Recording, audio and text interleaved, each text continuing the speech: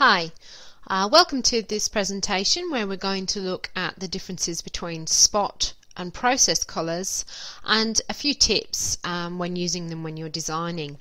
If you're going to follow along with me with this presentation, then you will need to open up Illustrator. You will need to have an A4 document open. You can just draw a simple shape on that document and fill it with a colour.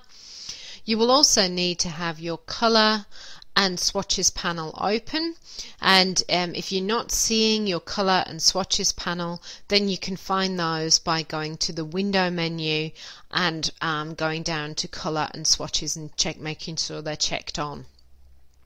Okay, so here we have a circle, and I've filled that circle with a nice green that I found in my swatches panel.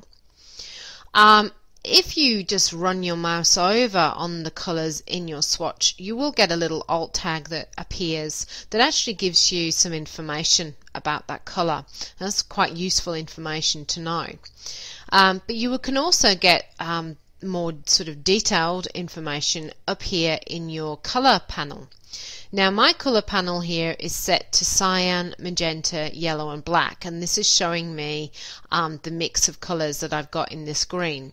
If you're not seeing CMYK here, then to get that you need to go to the right hand side flip out menu, click on there and then go down to checking CMYK. You can see you can have HSB, RGB, grayscale or WebSafe RGB. For this exercise we want to see CMYK, so we make sure that that's clicked on.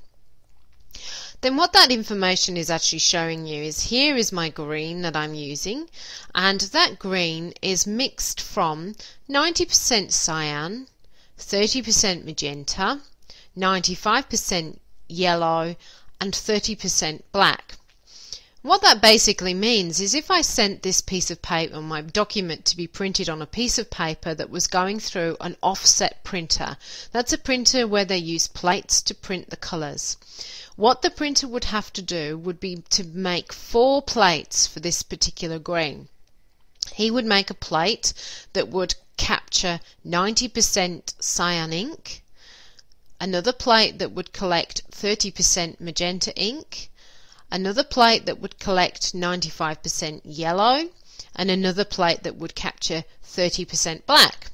And what that basically means is that the piece of paper that was going to be printed with this nice green circle on it would have to go through the offset printer 4 times. It would go through once for cyan, once for magenta, once for yellow and once for black. And that's basically how offset printing goes. My advice to you is if you ever get near a printing bureau that actually does offset printing, that you pop in and go and actually have a look at printers in action, because it's quite amazing to see the offset printing happening, and it really does help you to sort of understand the process.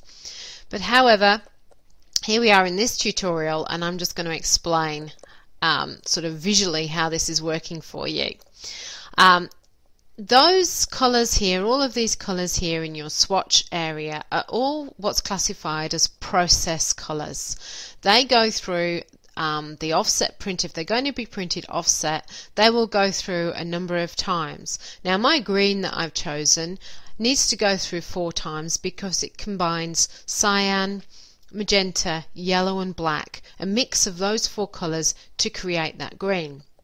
If however I chose a different green, say for instance I chose this CMYK green, some more intense green, I can see now that I'm actually only going to have to go through, this piece of paper is only going to have to go through twice. It's going to have to go through once through the cyan, where it will collect 100% cyan ink, and it will go through once through yellow. So twice, once, twice, and it collects 100% yellow ink. It doesn't need to go through the magenta, and it doesn't need to go through the black process. Some of these colours you will find will actually only go through once. So let's say for instance we go to the CMYK cyan colour there. You can see that that is pure cyan ink. So it would collect 100% cyan ink, and it wouldn't have to have any mix of the other colors. So hopefully that kind of gets it in your head as to how these colors are created. Obviously here we have a very simple document. If you had a document that included photographs and many different colors, obviously then it would be a maximum of 4 times going through the printer, but there would be many different percentages being collected on each plate. Now the other colours that you may have heard of are spot colours. Spot colours are predominantly used when an absolute definite match of colour needs to be made. Good example of this would be your Coca-Cola red or your Cadbury purple. Colours where they have to be consistently the same throughout, so they're often used for branding and for logos. What spot colours are is that they are pre-made or pre-mixed inks of that particular colour. And so it doesn't matter if you sent your print to New South Wales or China or England to get it printed. If you had a spot colour in there, that spot colour would get printed exactly the same in each country because it's a ready-made, a ready-mixed ink. Obviously, if you start using lots and lots of spot colours in your design, you are going to find that the cost of the printing is going to be huge. Because what happens with a spot colour, say for instance here I have my nice green, and then I include a spot colour down here underneath with say some text. So I have a green circle with some text that's in a particular spot colour. That then would mean that this piece of paper would have to go through the printer 5 times. So it would go through for cyan, magenta, yellow and black like I've just explained, but then it would have to go through again to include the spot colour that I've used for the text.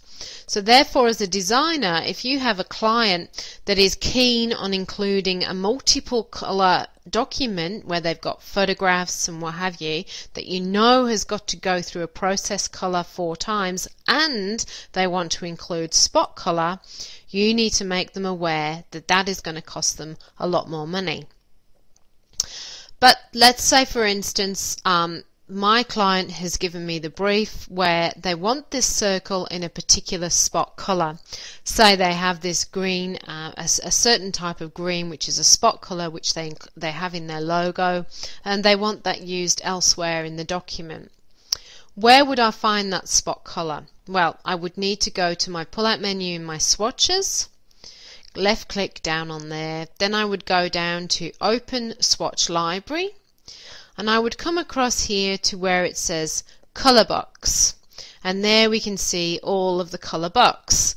Now at this point I hope, or we would hope, that your client would know the code of the spot colour. As you can see, there are many different spot colour manufacturers around. The most popular, or the most sort of well used, would be Pantone, but also True Match gets used quite a lot too. For this particular exercise, I'm going to go down to Pantone Process Uncoated, and I'm going to left click there, and then I get the panel up that contains all of the process colours. I'll just pull that over to this side there. Now Pantone colours, when they display in Illustrator and InDesign, you will see that the little swatch sort of colour box there that shows actually has a corner missed off it, and that's a sort of visual hint, a visual tip to tell you that that's a spot colour. So if you have used one of those by mistake, then you need to check that you haven't. Obviously you need to check what you've used, because you could send that to the printer and then you would end up costing a lot more because they're having to create a spot colour plate for that particular colour when you didn't need to use a spot colour. I've been lucky. My client has actually given me the code that I want to include, the code of their spot color that they've got, and you would hope that your client would be able to do the same.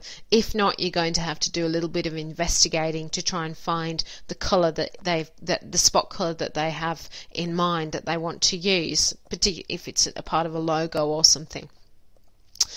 You can see here that there are many spot colors in this just one area. This is the uncoated book. There are obviously other books available as well, so it can be a bit of a job trying to find the color that you want. Luckily, Illustrator has some help here. So if you click again to the right hand menu, then you can go Show Find Field. So I'll left click on Show Find Field, and then I'll get a little box appear here, so I can actually place my code in there, so I know that it's the Pantone and it's DS, but the code I've got is 156, sorry no, 2, get it right Caroline, 273-1U.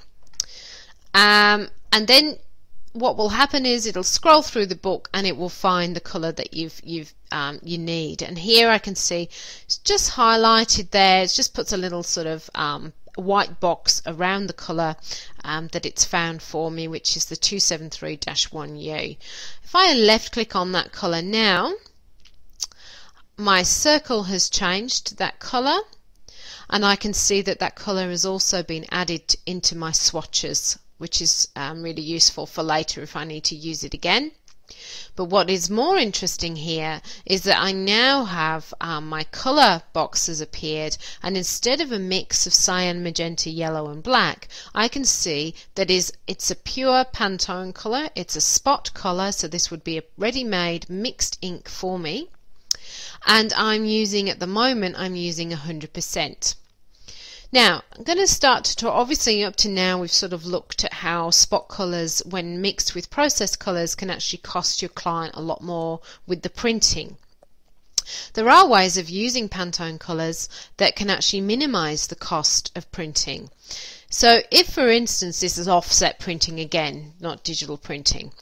So if, for instance, your client has a document and they just want to include the Pantone colour with a black. So say, for instance, they have this nice green, they want to include that green within their document with just black text. That then would only be a 2-colour or a 2-plate print. And you're probably thinking, well, that would be quite limited, just green and black. However, what you can do is use the tints. So here, this is your tint ramp, and you also have the tint scroll there. So I can actually include all of these different types of green within one design, and it would still only be a 2-plate print, because these are just percentages of the ink that gets laid on the paper, and the white that's showing through would be the white of the paper coming through. So in that sense, if your client is after a particular if just their spot color and a black, then you can actually recommend, well, yes, I can do that, and I can include lots of tints in there, which would be the tint of the same color, and you would still find that it would be a cheaper print than a process print. I hope that's helped a little bit with the differences between spot and process colours. The best thing is to actually have a play, open up some of the books and have a look at the colour books, and have a look at the colours included, and include some of them in your designs. Just be very wary, obviously, of including spot colour with process colours. Remember that they're very costly if you're going to include your 4-colour process and a spot as well. But have a play, get to grips, do a little bit of more research if you need to, and there is an activity based around spot and process colours in a little